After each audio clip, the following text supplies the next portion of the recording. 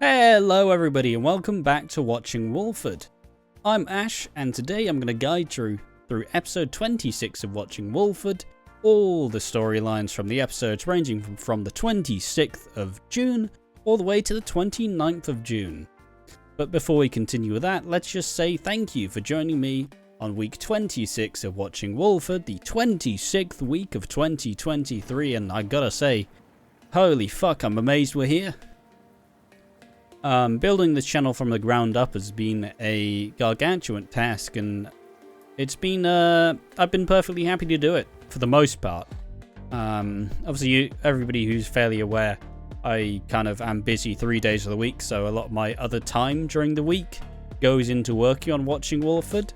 So it's kind of a big time sink, and it's nice to see the numbers go up. It's nice to see that we're getting some engagement and people are actually enjoying the show. And even if we don't have the most vocal of fan base, it is still lovely to actually see that the numbers are going up. And that means we're doing a good job. Why is Piggy not here on this episode of Watching Walford? Well, we usually record the podcast on Thursdays, and Piggy had a rather extravagant Thursday and had tuckered themselves out, so I just decided that I need to get it done, and I need to get it done for the weekend.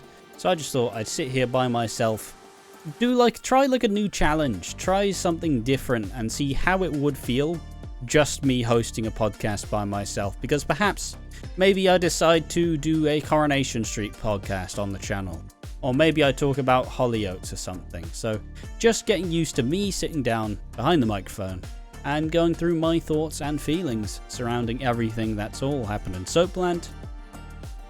I don't remember if I said this before, but the storylines we're going to be focusing on this week are Finlay Baker's exit, Rose Night doesn't exist, and Lola's funeral and the aftermath. But first, let's start with two small, slightly more enjoyable sub-stories, but the first one being Kim struggling with her anxiety again. In this week's episodes, we did see Kim. We did get a temporary break from the anxiety storyline for Kim. She's obviously still exhibited a lot of the anxious mannerisms, and she is still very clearly struggling. But last we heard of it from Denzel and Amy, is that we thought that Kim was actually through the other side. But this week we start to learn that Kim's not actually coping with her anxiety and hasn't done any of the steps to try get better. Like, as much as she may be trying, she can't really have any help because they're not rich enough to go on any private counselling, or in the trauma from the crash is clearly still affecting her to this day. And in this week's episodes, we learn that Kim doesn't really want everybody. Basically, Kim wants to know where everybody is at all times, because that way she can protect them, and she can keep them safe, and there shouldn't be any issues, and she won't need to check on them and won't need to be worried. This manifests in her not signing Pearl's camping trip forms, and just generally how she deals with everyone. You can tell that she's kind of been very, very hands-on, and from what Howie tells us, she's genuinely installed tracker apps on the phones to make sure she knows exactly where they are. And in this episode, she opens up to Denise, who is going through some similar struggles, as she's taken a bit less of an interest in her family and actually decided maybe it's time to talk to Kim. Maybe it's time to try help Kim function a bit more. And they nearly missed a family counselling session with the Brannings and the Mitchells, but and this kind of reflects in Denise in a bad way, where Jack's furious at her for when she came home late, and she's like, oh yeah, I'll just sleep on the couch then. And then Denise is like, listen, alright Jack, I'm not going to apologise to you again. Come on. I'm sorry for the affair, but I'm not sorry for staying out late and trying to help my sister with anxiety. She's struggling and she needed me. And I don't particularly remember if it actually got through to Jack, but it was nice to see Denise actually go, listen, alright, I'm done with you and your nonsense. I'm not sitting here having to be fucking ridiculed each time I do something slightly out of character. I'm sorry for the affair, but I'm not going to keep apologizing, so you need to fucking move on. So yeah, Kim is struggling with her anxiety, and she's kind of taking out it around her family, and it's gonna build and it's gonna build, and we've seen in some spoilers that she's gonna have a panic attack at her court hearing. So keep an eye on Kim as the episodes continue. But for now, let's just acknowledge that Kim is still struggling with anxiety. As I've discussed in previous editions of Watching Walford, I do struggle with anxiety. I used to struggle with it a lot more, but I'm now on medication, which helps subdue that anxiety. But you know, anxiety can be a really difficult thing to tackle, especially if you don't have any like help. You know, like if you don't have any like medication that will like subdue the anxiety. At this point now, I've been on medication for like a good 4 or 5 months now. So I genuinely couldn't imagine having to combat that amount of anxiety every day. Because it genuinely is just awful to deal with. And I say that as someone who's suffered with anxiety for the better part of my whole life. You just have this feeling in your gut, and sometimes it just transfers around your entire body where you're like, I just can't do this. I just don't want to do it. I can't do it.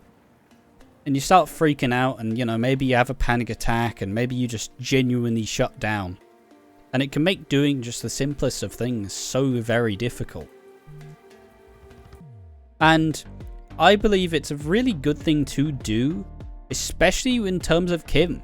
Because everybody knows Kim. Everybody knows how Kim works. She is probably the most confident woman, or just person in general, on the square. She makes jokes. She cracks jokes. She's like loud. She's outgoing. You know, like we've never really seen so much of a vulnerable side to her, or at least in this light. So I just say, good. I've also been on the record for saying that Kim is probably my most improved character of the last year for me. Because last year I just didn't like Kim as a character whatsoever. Kim was significantly more shallow. She would be in shot, she would say the line, and then she would just kind of laugh and then move on.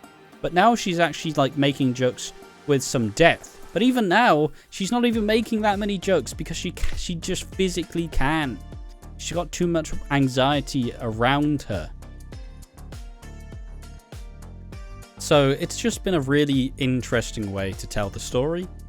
And it's been an interesting build, and obviously we're heading to a peak, but probably not the climax yet. We're probably still going to have to wait to see the aftermath. So I just gotta say, they've done a great job with this anxiety storyline. So keep it going, lads. But let's get ahead to the next sub-story. That being Zack and Whitney moving in together.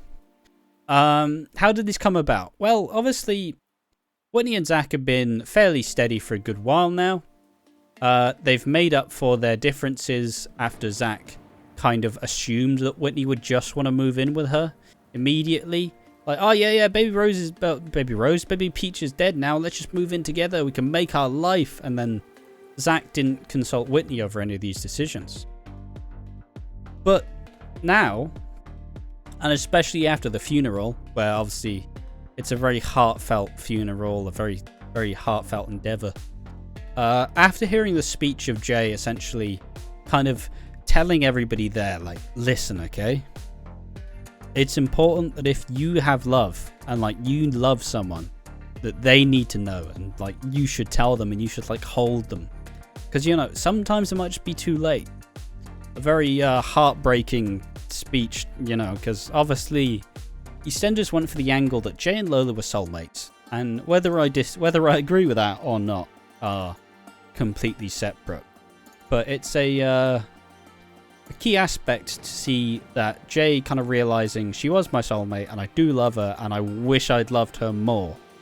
Just like how I personally wish they'd built up this romance a little bit longer than just they just suddenly got back together then. Lovely.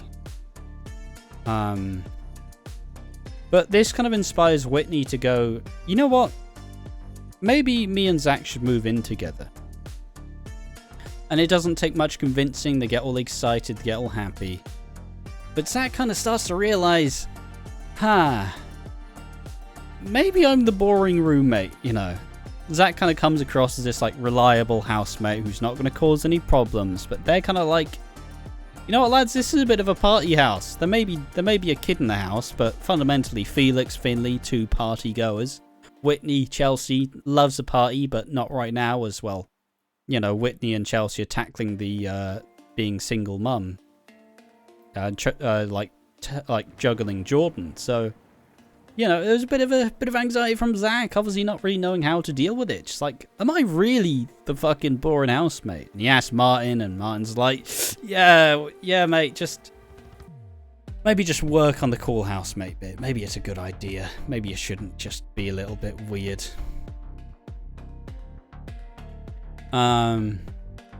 But this all culminates in a funny little scene in the Albert where obviously Felix has organized a drag night and a like Caribbean, a Caribbean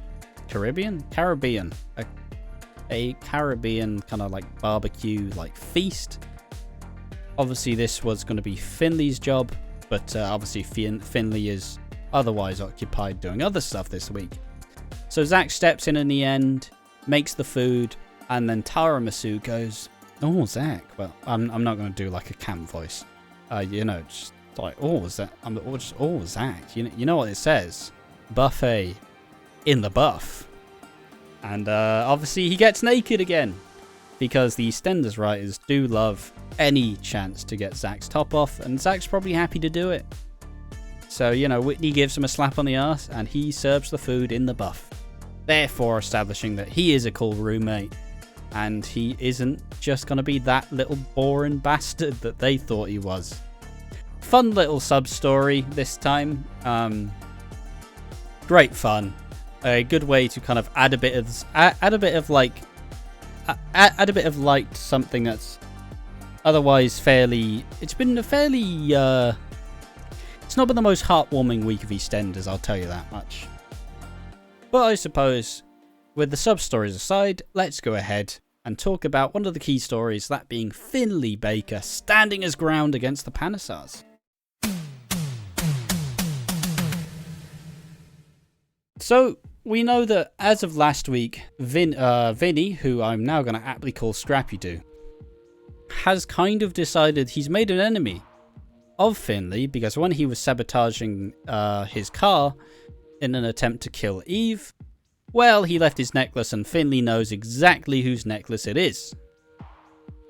And you know, this is the chance to get rid of Scrappy Doo. As a character, he's kind of become more like his dad in the fact he's being a lot more vindictive, but the main issue is there's a lot of bark and not a lot of bite. As Scrappy Doo is kind of... He is a victim of his growing up, because he's always been that mummy's boy who would always get involved, but would always kind of expect like an older brother to like sort him out, or like an older sibling, or like Ash to sort him out, or Kira to sort him out rather. So it's kind of become a bit of a thing, because he's now by himself, and he now feels like he needs to stand up and become this big bad, like, you're not gonna mess with the Panissars. And combine this with his utter distaste and kind of evils he has for Eve. He wanted to do literally anything to get rid of her without really thinking of the consequences. And that's definitely shown off this week, because Finlay has his necklace, as we said before. And yeah, Finlay threatens Scrappy Doo with the necklace he left, and Vinny just kind of runs straight back to his family, just like, guys, I made it worse. It's like, oh, Scrappy, what did you do? Oh, I antagonized him. God, he might turn me in. And so Suki and Ravi handle it by getting Finlay's stall damaged. But Finlay, it ain't his first rodeo, and he's definitely a baker, demands money from Suki, knowing how much damage it could do if Eve knew that Suki wanted her dead. And he demands the cash, tonight. But after being threatened by Ravi and floating the idea that if you don't leave, Felix will be absolutely destroyed. Like, I will not stop till Felix is ruined. So you better fucking leave, and you better leave now. So Finlay gets his money, and the Bakers have one final drink together, as he is off to set out to Dublin, Ireland, obviously. And you know, he hugs everybody goodbye, says, you know what, fair enough, we've had a good run, hell of a run. And he swans off in Avery's car, somewhat as he came, probably much better off than actually how he arrived. So, you know what, fair enough. And yes, that is the final scenes of Finlay Baker, as the actor has bowed out. What's his name? Ashley Byam. Obviously bowed out of the show just shy of a year. And it's kind of I think a lot of people are quite sad because this week showed how convincing and how cool the Finlay character could have been. It's just the main issue is we didn't see it at any other point on his stint in the show. Like, I personally thought he was going to find Avery's necklace, he was going to pawn it off, and then he was going to buy, then he was going to, like, buy the arches or something, and, you know, set up the bakers, the bakers? The tailors, the Baker Taylor's garage, you know. Or garage, rather. And, you know, he was going to have a place in Walford, maybe Felix was going to become a mechanic, you know. Like, have that kind of funny dissonance between, like, Finlay, who's, you know, he's been working on the cars and figuring stuff out. But, like, now he's got a proper job and can get some proper money in. And then maybe we were going to bring in a love interest for Finlay. And I often take these times to think about, why did they do so little? Could it have been just because the writers just had nothing for them?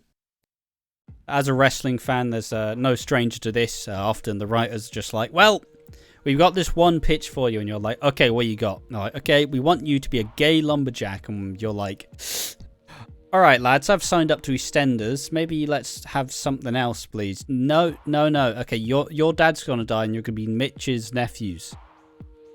All right, what am I going to do then? Well, Felix is Tara Masu. So you can just kind of exist in this, like, family dynamic with Whitney and Chelsea, which I will miss. It was a very fun dynamic, and they showed off, like, platonic friendships between men and women, which was great fun. But, like, was he supposed to be tied up with Dottie? Obviously, Dottie left in a huff after she was only given, I believe, 10 grand of Dot's will. She left in 2022. She left as of... When did she leave? She left... When did she leave? She left late December 22. Obviously, she'd slept with Finlay in September. So, you know, maybe there was a potential, like, maybe we can redeem you, Dottie. Maybe we can redeem your character. Maybe you'll get with Finlay. But they also didn't really do much afterwards. So, I don't really know. When I think of times where they used a character and never actually...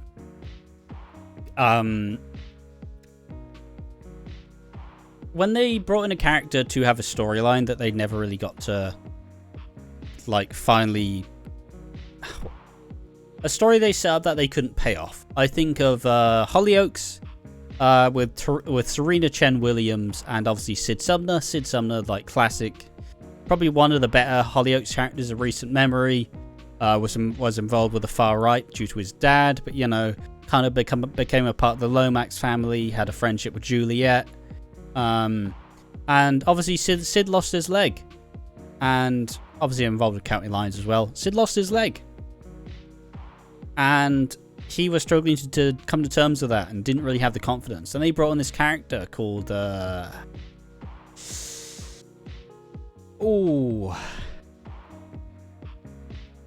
Galaxy.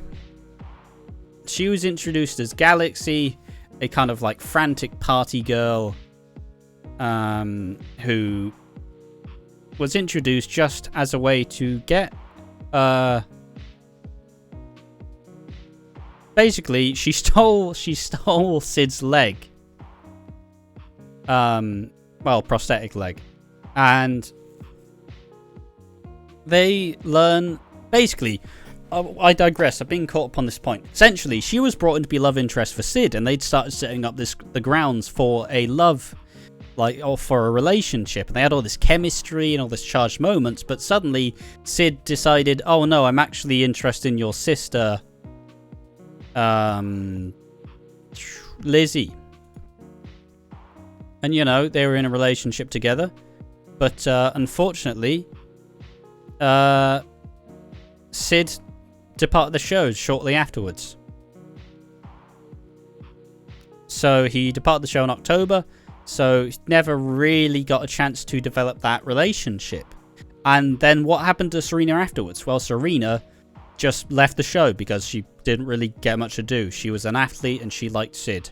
And all of a sudden you don't like Sid? Well, you got to kind of make work with what you got because Sid left. And that kind of bringing a different character to supplement storylines doesn't really work if the initial character you're planning to build on leaves, and that could have been Dottie. But ultimately, I just don't think they had much in the works for Finlay as a character, and it's a big shame because he definitely showed what he was capable of, and we definitely could have had more of this excitement. But it's kind of the main issue right now with EastEnders is they don't really know how to write normal, kind of young adult characters, because they just don't seem to have any fun. They genuinely just seem absolutely miserable. Where's the going out? Where's the partying? Where's the being late on the rent? Where's all this stuff? Doesn't happen. It really doesn't. And EastEnders has a really big problem with developing these younger characters who, you can bring back in the future. But the main issue is Finlay wasn't interesting enough to kill off. So yes, he has departed Walford in Avery's car, but I really don't see him ever coming back.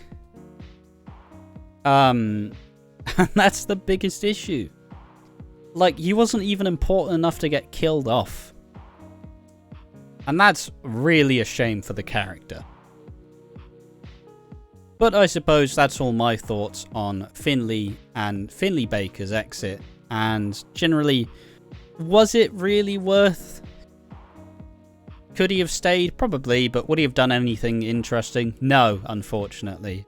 But let's head to the next topic, that being, is Rose in the past or in the future? George and the girls? Well, we'll wait and see.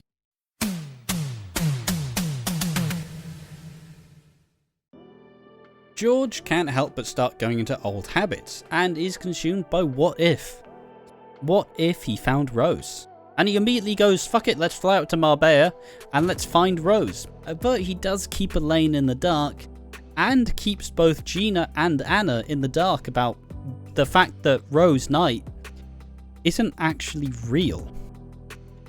And we get a bit more backstory with the sisters. Obviously, we can imagine that Gina was slightly older when Rose left, so Rose leaving, as we'll later see, had took a massive toll on the family, and mostly on Gina. As someone who had a parent who died young, had a parent who died young, and whilst I was young, you quickly form new memories. You quickly kind of adjust, oh yeah, they're not here anymore. It's still sad, it's still miserable, but in my experience, it would have been a lot easier to move on then had it have happened multiple years later, when you come to rely on that person to a much greater extent. And obviously Anna is kind of I want to know what happened to my mum. But just to continue the context, when George tells Elaine that Linda that Rose Knight doesn't exist, Anna overhears this and demands to know the secret. George obviously tells her that Rose Knight doesn't technically exist, and they both swear to never tell Gina. But this doesn't last, as essentially Anna mentions it to Gina a little bit, and she's like, do you actually want to know? And she's like, no I don't. But then she has a conversation with Bobby and the Chippy, and essentially kind of goes along the lines of, is it better to not know, or is it better to know that you tried your best? Which does lead to Gina asking Anna what was said. But she is told by Elaine that, you know, Rose didn't exist, but still like kind of bolsters it with like a, yeah, but there surely must be a reason why you would leave, why she would leave you girls. Like, there's clearly a reason to it, we just don't know it. But obviously she hears this and just immediately downward spirals. She heads to Peggy's, gets drunk, and buys some cocaine from what looks like a budget Scrappy-Doo. And apparently it seems like she may have had a problem with it in the past. As George drags her home and the Knights decide to have no more lies. And Gina reveals when she's like kind of still like done over that she thought she was like, Gina thought she was the reason that Rose left. But George kind of trumps this by saying, listen, alright, when she was packing her bags out of nowhere, I just told her, if you don't leave, you're never coming back. And obviously, the girls kind of equate this to, this is why she's never come back, you know. And it's kind of a fairly reasonable stance to take, like, you genuinely said, we never want to see you again. Oh, sorry. Excuse me. So obviously the girls get pretty upset because, you know, what if their mum did try come back? And what if they did come back for her, but now she's never coming back because you told her to never come back? So this obviously causes a lot of issues between them. As they said, no more lies. But because obviously Rose Knight is a pretty sore subject, they really didn't want this sort of truth. So yeah, they're upset that he lied again and they want to leave. And George is also frosty with Elaine for telling Gina, but, you know, eventually Elaine pulls them to a side like, listen, alright? As much as I would love to have your dad, like, all to myself, I know that you need him, and he needs you. You guys are the only reason, like, you get through this. You all need each other. And, you know, this kind of lends to a conversation where the girls make up with George, and the crisis is averted. They share a nice scene where they go, alright, it's us three against the world, no more lies. But alternatively, when George picks up Rose's memory box, they're like, oh, it's nothing, don't you worry. It's absolutely nothing at all. But in the final scenes, Bobby gives Anna some food for thought about what ifs, and it relates to his situation of asking Peter to come back for the wedding. At the time, we're still uncertain. I think they said, nah, sorry, there's too much going on. But in the final scenes of the episode, Anna pulls out an old locket of roses and holds it to her chest. And Reddit has told me that the log has the dates of Lucy and Peter's birthday. Obviously, Lucy and Peter are twins, and they were born on the same day, unsurprisingly. So, some more clues about, oh yes, Rose Knight is Cindy Beale. Like, she didn't get rid of all of her possessions and completely uphold her entire life. One thing that was nice to see this week is Bobby is actually playing a bit more of a factor, and it kind of makes sense judging how the family dynamic's likely going to work. Because obviously Bobby is interested in Anna, but Bobby is genuinely trying to help both Gina and Anna because he knows that it's the right thing to do, and he's been struggling with similar things because obviously Bobby and Peter's like dynamic has struggled. He's been, you know, last time he saw Peter slept with his girlfriend, said, I've never forgiven you for Lucy, and also stole 10 grand of Kathy's money. So he's like feeling kind of like, you know what, I'm actually quite happy that I got back in contact with Peter. And honestly, if Cindy starts seeing a lot of stuff about, like, starts maybe seeing some messages from Rose, I think she probably couldn't help but come back. Because as much as Cindy's kind of said, like, listen, right? As we've seen that Cindy still holds like a flame for George. You can imagine that the amount of love that she has for her daughters probably unrivals anything else. Because it's very hard to replicate the love for someone. Like, hard to replicate the love for a child. And as much as Cindy may have come across as, like, very volatile and kind of always been like she brings trouble wherever she goes, if she does start getting some, like, inklings that her daughters are alive, you can't imagine that she'll want to stay away with them, or stay away from them, now that she can genuinely be Cindy Beale. So yeah, hell of a way to introduce this. Although, admittedly, I don't think the public are endeared enough to the Knights to genuinely take this storyline as serious.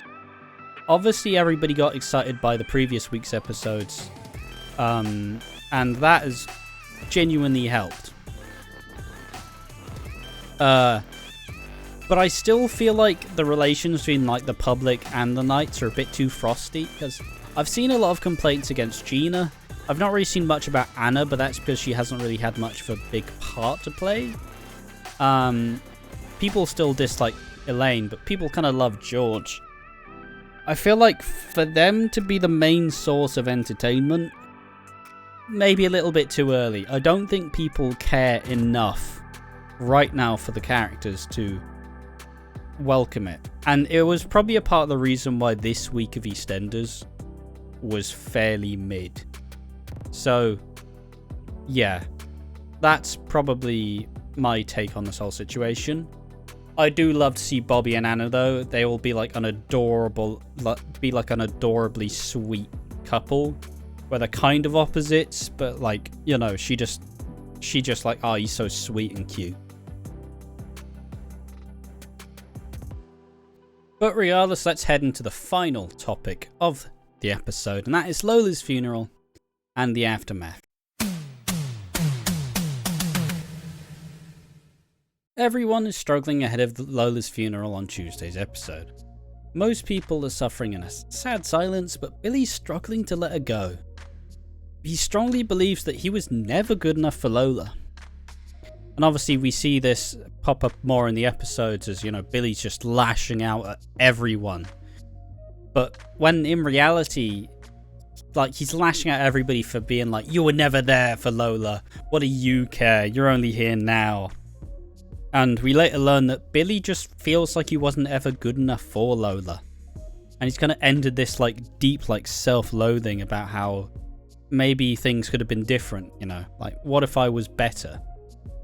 And likewise, Jay kind of extends a lot of this sentiment as he drinks his sorrows away at the pub and gets carried home by Gina. Note to self, my prediction of Gina being Jay's mystery friend coming up trumps once again. There was a bit of a spark between them, but I could honestly see them being mates and, like, helping each other get through, like, the grief. Or at least helping them get through the fact of Gina's like, oh shit, my mum's not dead? What the fuck? But Jay and Billy kind of reconvene together when they both sign Lola's coffin, where Billy writes, I'm sorry I wasn't good enough. Which honestly is just heartbreaking. Like, the fact that Billy is so torn up about this, like, he will definitely regret that message in the future. Like, one day he'll realize that he was enough for Lola and he gave her a better life than he could have ever imagined.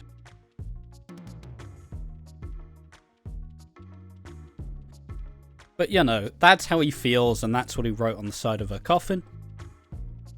How was the funeral, you ask? Well, the day of the funeral, we get 3 different speeches.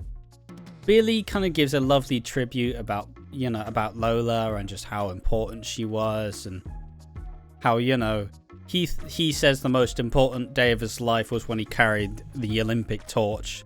But even the most proud he's ever been is when Lola became a mum. and she had Lexi and McClunky's. And then Jay does a speech about love and knowing when to grab hold of it, you know, because obviously Jay's feeling pretty sad because he knows that, like, fundamentally, he essentially realizes that him and Lola were probably soulmates. Whether I agree with that or not, it's not really particularly important. I personally wouldn't say they're soulmates. I'd say Jay and Abby were soulmates. I don't really know if I'd put Lola with anyone in such a high, like, pecking order. But you know, this gives everybody food for thought. You know, maybe if you love someone, you should, like, hold them and tell them that you love them. And, like, a big, like, choice of going, maybe this was the right move. And then we get Lexi doing a touching speech talking about Lola being a hero.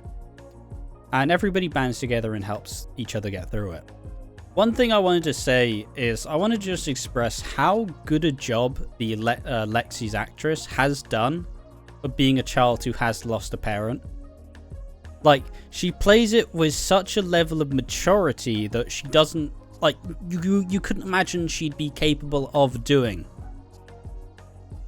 And it's just really refreshing, and it's been absolutely tremendous to give the actress a genuinely big role in this storyline, because she's just completely knocked it out of the park at all times. So, credits to the actress for doing such a good job with this story.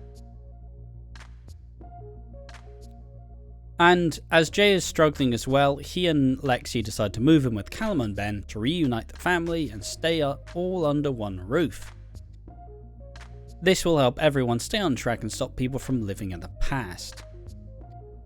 Obviously on the funeral episode, it's revealed that Lexi gives Jay a memory stick with a message that she recorded for Jay before Lola died.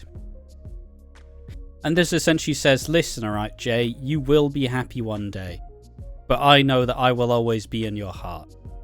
And he can't get past this message because he's in this, like, deep, like, self kind of hate. It's like, why was it her? Why couldn't it be someone else? Like, why is it so unfair? And we get some Jay and Ben scenes where, you know, they talk it through, and it's like, you know what? I'm proud of you, you know, like, but we can get through this.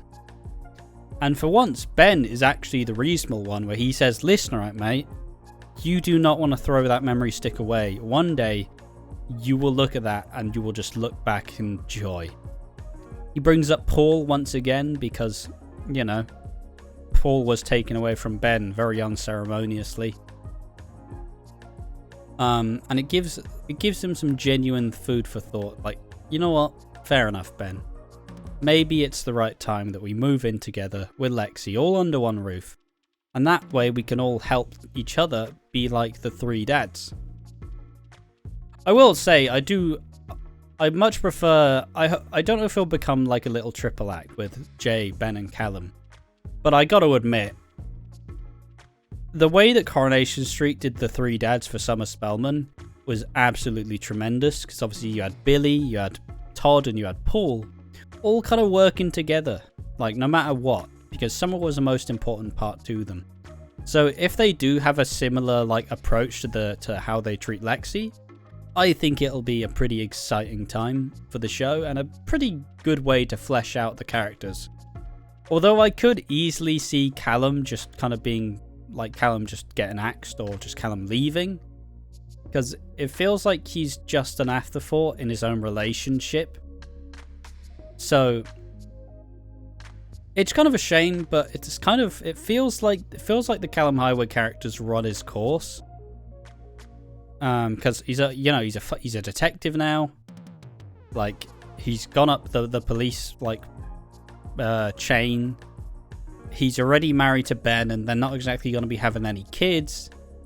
So it kind of feels like the Callum Highway character's played out dramatically. Like, I would be surprised if like in a year or so, just Callum goes to live with Stuart and Rainey and just decides, you know what, Ben, maybe I can't fix you. But I suppose the final sentiment of this week is essentially Lexi saying, listen, alright? I don't like how any of you have been acting. I want you all to calm down. Can we all be chill dads and just have a good time with it? You know, don't force it. You're not being yourselves. If we work together, all will be fine. And I suppose those have been the 3 key storylines of the episode, and with the 2 sub-stories. If you want a recap of all the ones we covered Kim struggling with her anxiety again, Zack and Whitney moving in together, Finlay standing his ground against the Panasars, is Rose the past or in the future, and finally Lola's funeral and the aftermath. I for one can just say thank you to Danielle Harold for all she did. And I suppose we also did see Patsy Kensit appear as Emma Harding. So will we be seeing more of the character, or will she just be referred to when they inevitably write Lexi out of the show? Hard to tell at this point. But I suppose I'll continue onwards to the awards section just to give my 2 thoughts and generally the final thoughts. So let's transition over to there. So the final thoughts section obviously garnered to give a general review about how I thought the week had gone. Fundamentally, I think it was a pretty mid week.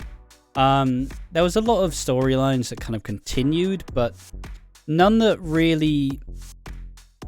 We're currently laying down the groundwork for storylines to continue, and that's the least interesting part. Like, it's fun to see all the details, but we are kind of just going around in circles now.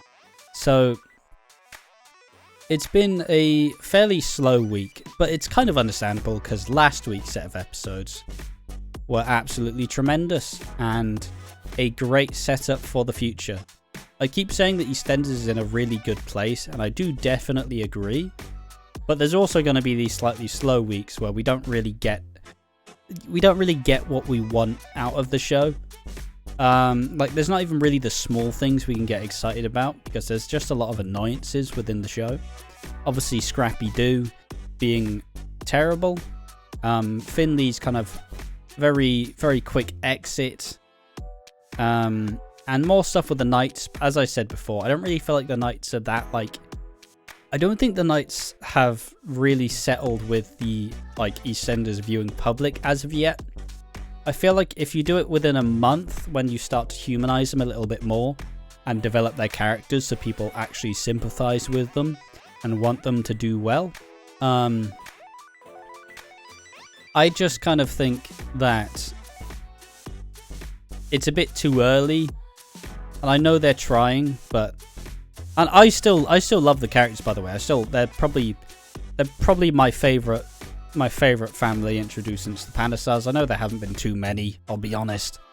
But you know, a great introduction where all the characters stand out and have been written with genuine tact and a lot of, like, emotion to them.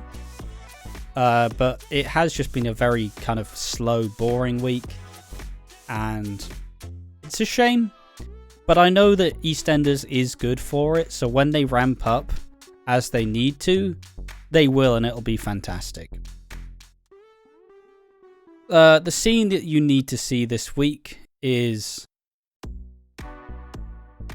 God, I really vividly had one when I chose it earlier. But right now I can't actually argue. I'm just going to give the Tiramisu and Zack. Obviously, Zack's in the buff, in an apron. Lovely scene, big fun. Endeared them to each other and made it so the housemates approve. Underrated character?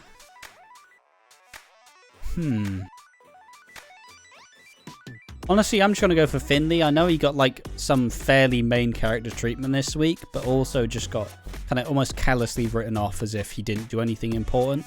And the sad fact that he didn't. So I'm going to say underrated character just because the entire time on the square, he was nobody's favourite character and didn't even get any, like, big storylines. So it's the main issue. The Steve Blackman Award, the award that goes to the most wooden.